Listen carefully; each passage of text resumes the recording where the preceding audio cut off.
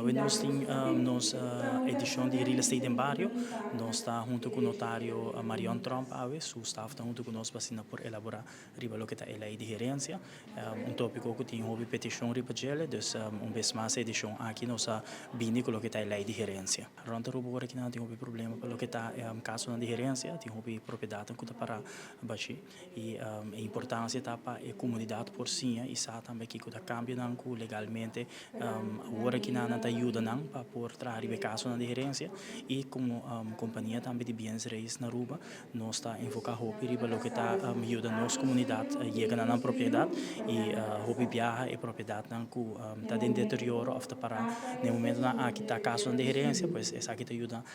somente a não para nós também como companhia para por si e educar não unicamente nós para a comunidade também de que está é aspecto não legal. Sim, bueno, para um caso, eu tenho que começar com o processo bancário, necessita é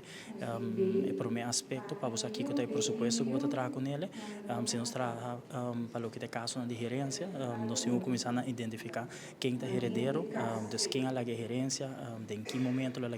se está prometo o câmbio de lei na 2021 ou se depois de 2021, pois tem um aspecto não legal que também, nós invitar a família ou invitar pessoas para visitar nossa oficina, tomar contato conosco, para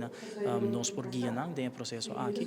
nossa oficina está aberta de luna para chabiarla de novo rimainda para 5 da tarde e por tomar contato através de 290 24 47 para qualquer guia. Nós invitar a comunidade de Aruba para a última edição de Real Estate em Barrio para a temporada aqui, que também toma lugar na MFA Savaneta, e também toma lugar dia 17 de junho, de Arançon,